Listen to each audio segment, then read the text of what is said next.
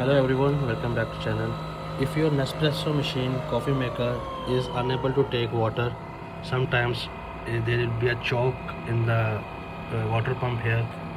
So it failed to take the water, and it will there is a malfunction in the water pump. So what you have to do, just I fixed my machine. Okay, what happened before, it was not taking the water. So you have to do what, you have to just remove the water tank from here, remove water tank, and fix it back multiple times. If there is a air in the pipe, okay, sometime inside, so it failed to take the water inside the machine and will not make coffee for you.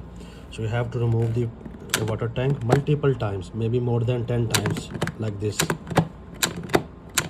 And this method will gonna resume coffee making in this machine, and it will fix, rather than to take it to any service center. If you got a new machine, you can apply this method and hopefully it will work for you.